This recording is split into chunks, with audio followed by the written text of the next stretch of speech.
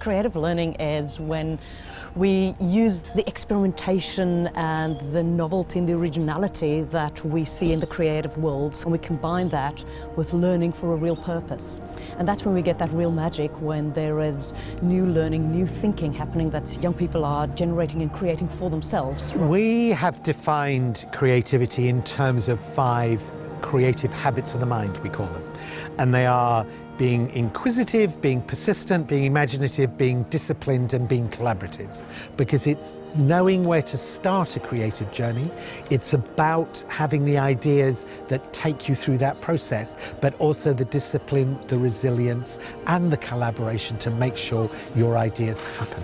And what we know that research tells us about brain development when you are creative is that it doesn't matter in what form you do it in, it just matters that you go through the creative process and that you're thinking in different ways than you would. So rather than being linear and saying this is where we're going and this is the defined answer, it's more about, well, what is the bigger question that we're trying to answer and how are we going to get there? The executive functions of your brain are like the operating system of your brain. If the operating system isn't working, no amount of software is going to work upon your laptop. And for a lot of young people, this is their experience in school. They arrive in school, what school does is load software, but a lot of them don't have operating systems which are able to function properly. And therefore they see other people being able to solve these problems, they can't, and they go into a spiral of decline around learning.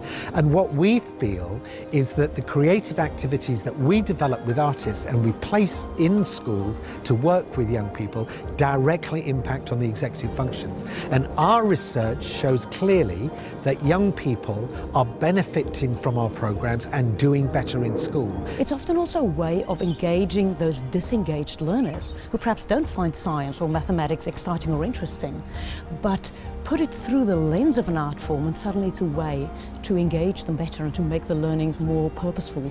And that's really the exciting things that we want to do in this program of putting the arts and education together.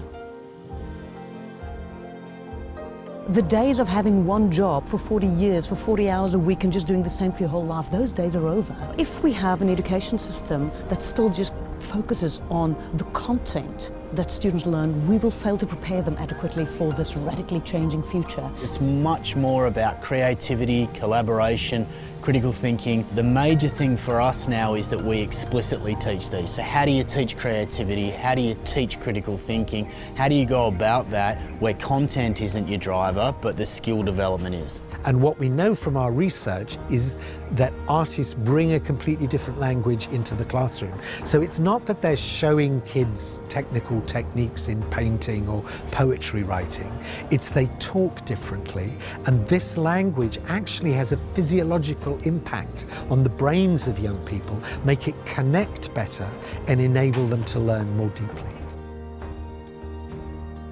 It's often said that if we keep on doing the same things, we'll keep on getting the same outcomes. There's actually really compelling research now from right across the world on how the arts can have significant benefits socially, emotionally, health-wise, and of course academically across a range of subject areas. But what if we took the idea of teaching creativity and taught teachers how to teach that in any discipline? So it's not siloed, it's not sitting there within art, within drama, within music, within media, but what does creativity look like in maths? What does creativity look like in science? What about in science and art when you bring those two disciplines together?